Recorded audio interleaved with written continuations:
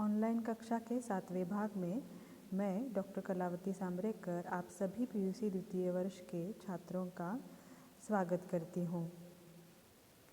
जैसे कि हम जानते हैं कि 6 कक्षाओं से हम कहानी पढ़ रहे हैं सुजान भगत नाम की, जिसके लेखक है मुंशी प्रेमचंद। पाठ का आशय कुछ इस तरह से है। सुजान भगत कहानी का परिवेश ग्राम्य जीवन है। किसान सुजान के सुजान भगत बनने के बाद गांव में उसकी प्रतिष्ठा बढ़ जाती है, लेकिन अपने ही घर में उसका अनादर होता है।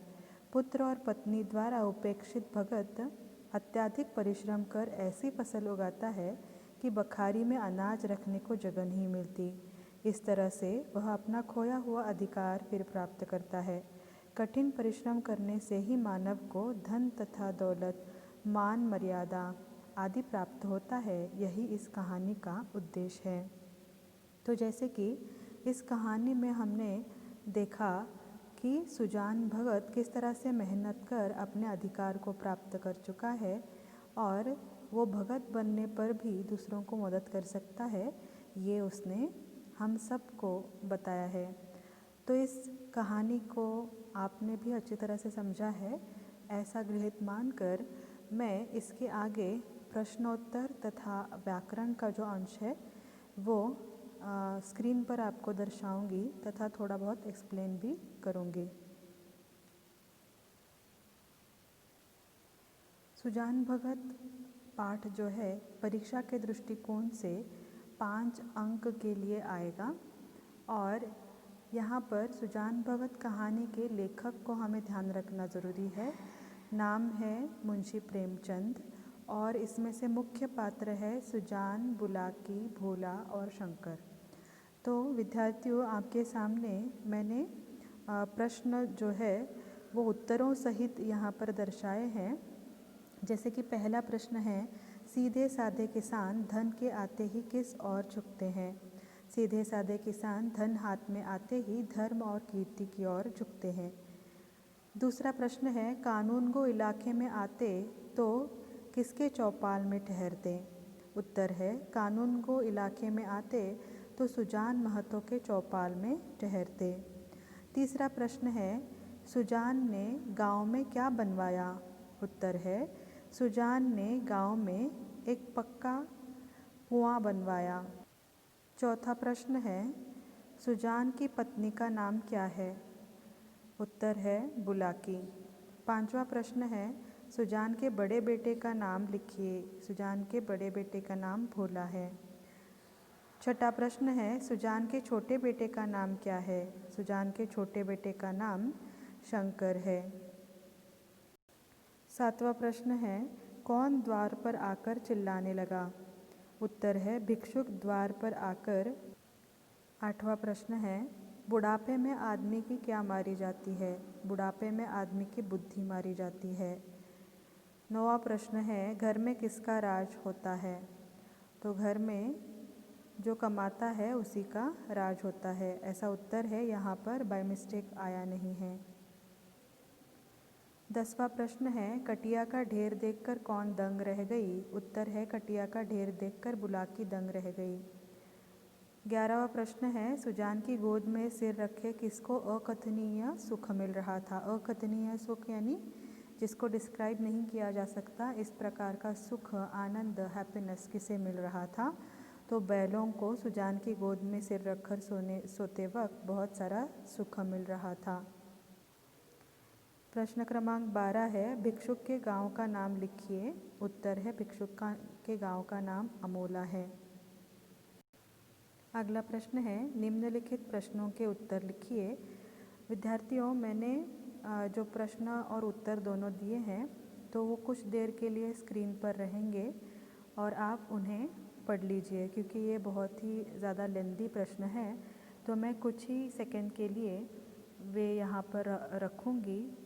वीडियो आपके पास डाउनलोडेड रहेगा तो उससे आपको पढ़कर याद करने के लिए मदद हो जाएगी।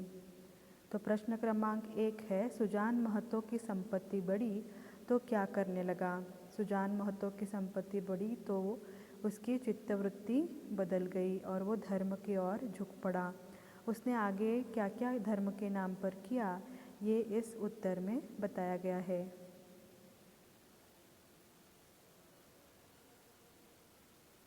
प्रश्न क्रमांक दूसरा है, घर में सुजान भगत का अनादर कैसे हुआ।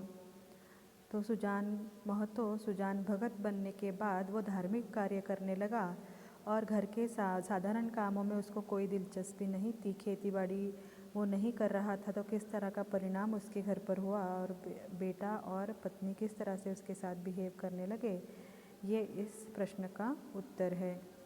तो प्रश्न क्रमांक 3 है बच्चों, सुजान भगत पेड़ के नीचे बैठकर क्या सोचता है।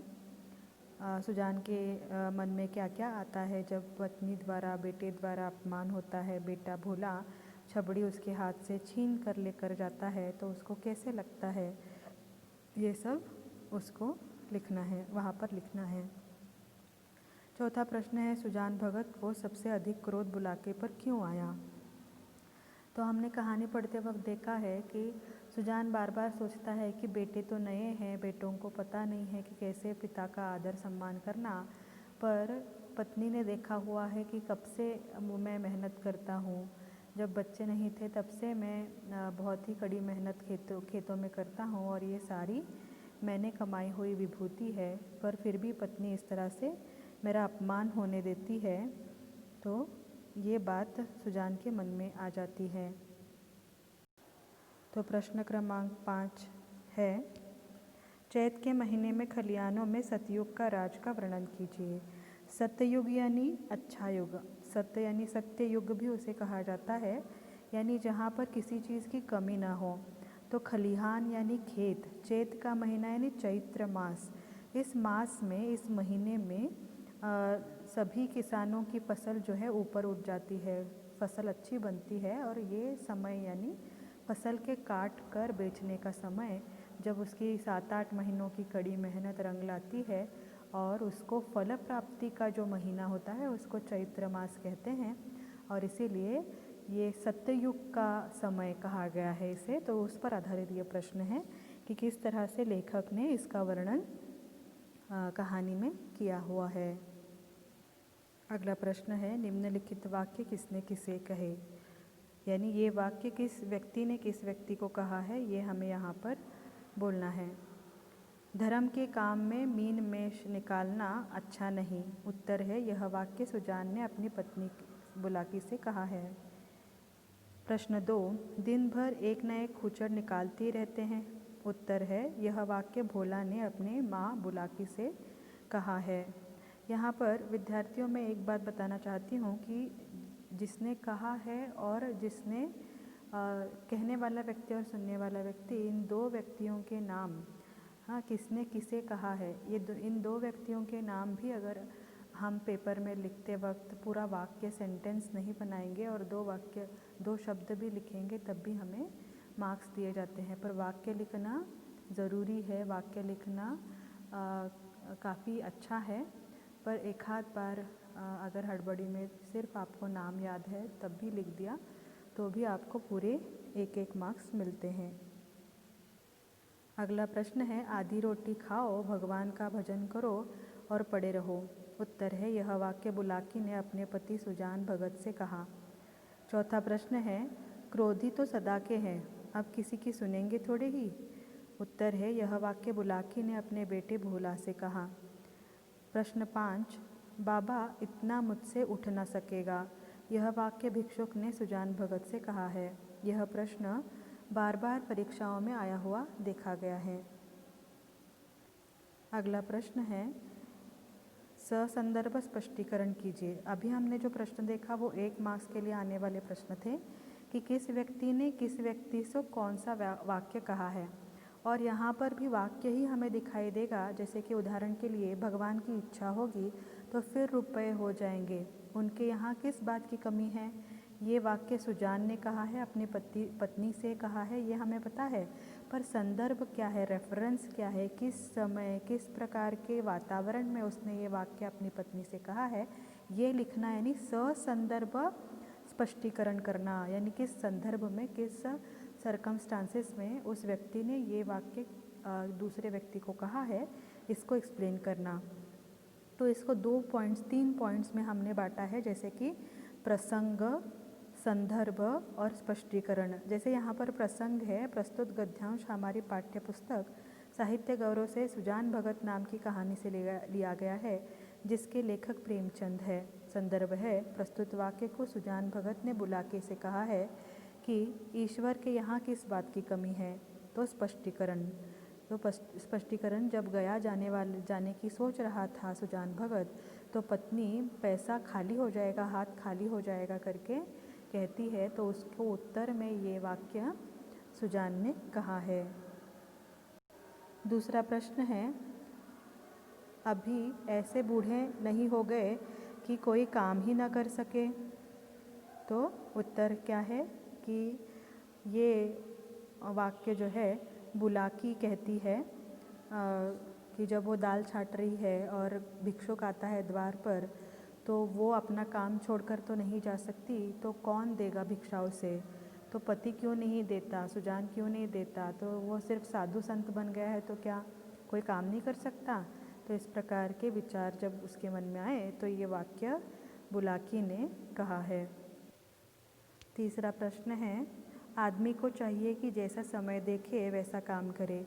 ये वाक्य भी बुलाकी सुजान को ही कहती है, जब सुजान रूठ कर जाकर पेड़ के नीचे बैठा हुआ है और उसे वो बहुत ही ज़्यादा कंफ्यूज्ड है उस इंसिडेंट से, उस वारदात से, कि जहाँ पर उसे भिक्षा तक के देने का अधिकार नहीं है, और वो जाकर बैठ जाता है पेड़ के नीचे। तो जब बुलाकी उसे समझाने के लिए जाती है, तब ये बात हुई है। बुलाकी ने अपने पति सुजान भगत से ये कहा है। तो अगला है, अब तक जिस घर में राज किया उसी घर में पराधीन बनकर नहीं रह सकता। तो यहाँ पर ये बात सुजान भगत के मन में आ जाती है, जब पत्नी और बच्चों के द्वारा वो तिरस्कृत ऐसा जान पड़ता है। तो वो बुलाकी से कहता है कि अपने ही घर में परायों सा, पराधीन यानी क्या, परायों सा मैं नहीं रह सकता। और उस संदर्भ में बुलाकी को ये वाक्य जो है सुजान ने कहा है। यहाँ पर लेखक का नाम लिखना बहुत ही आवश्यक है, पहले कुछ उत्तरों में शायद नहीं आया। तो ये वाक्य किसने किसे कहा है, उसके साथ पाठ्य पुस्तक का नाम, उसके बाद पाठ का नाम और लेखक का नाम लिखना बेहद ज़रूरी है। उसमें आपको मार्क्स बटे हुए रहते हैं, तो इसीलिए लेखक का नाम याद रखना आवश्यक है विद्यार्थियों। तो 5वां प्रश्न है, अच्छा तुम्हारे सामने यह ढेर है, इसमें से जितना अनाज उठाकर ले जा सको ले जाओ।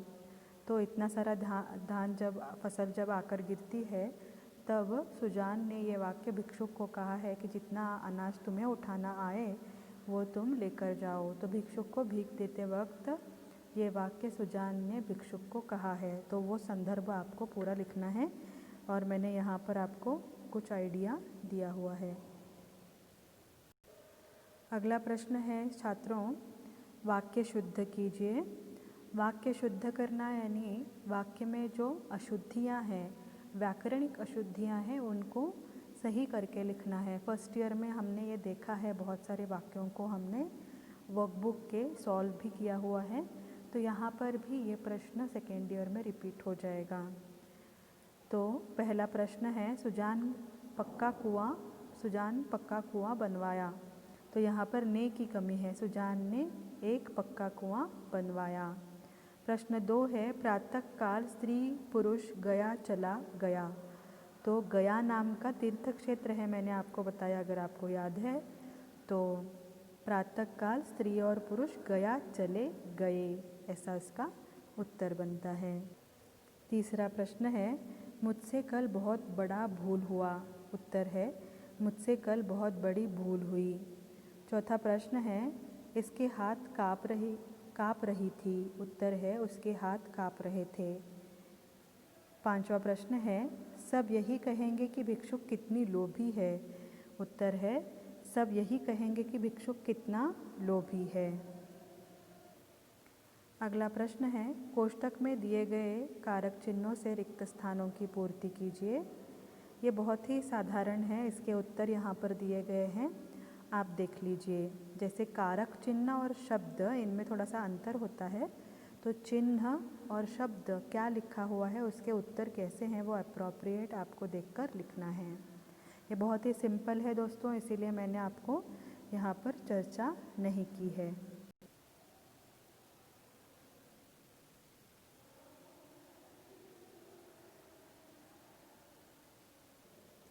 अगला प्रश्न है, विद्यार्थियों निम्नलिखित वाक्यों को सूचना अनुसार बदलिए। सूचना अनुसार का अर्थ है ब्रैकेट में या कंस में जो भी उन्होंने कहा है, जैसे भविष्यकाल, भूतकाल, कौन से काल में वर्तमान काल में बदलने के लिए कहा है, उस काल में वाक्य को हमें बदलना है। सुजान के खेत में कंचन बरसता है, भविष्य काल में बदलिए। उत्तर है सुजान के खेत में कंचन बरसेगा। दूसरा प्रश्न है, सुजान के मन में तीर्थ यात्रा करने की इच्छा थी। उत्तर है वर्तमान काल में बदलना है। उत्तर है सुजान के मन में तीर्थ यात्रा करने की इच्छा है। अगला प्रश्न है, अन्य लिंग रूप लिखिए। भिकारी, भिकारिन, अन्य लिंग यानी जेंडर्स, आप सबको ये पता है। और यहाँ पर स्त्रीलिंग रूप में है तो पुल्लिंग रूप में, पुल्लिंग रूप में है तो स्त्रीलिंग रूप में हमें बदलना है।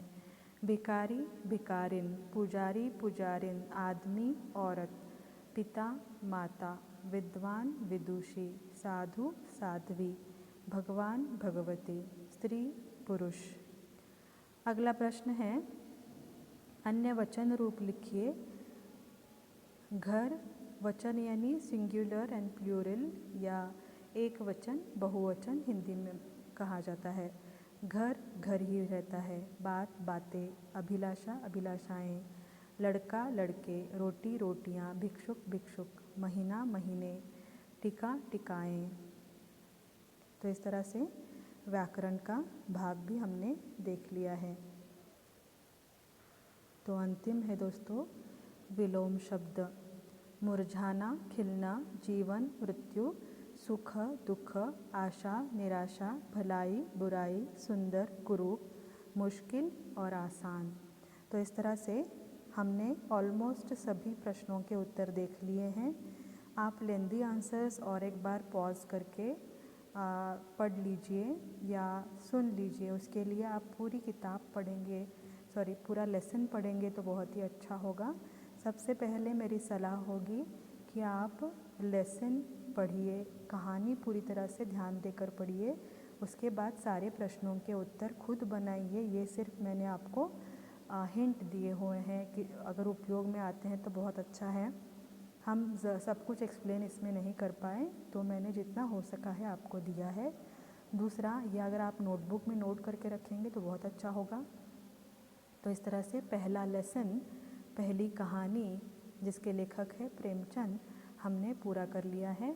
आगे अगला पाठ हम देखने वाले हैं जिसके बारे में अगले क्लास में हम चर्चा करेंगे। ठीक है, धन्यवाद।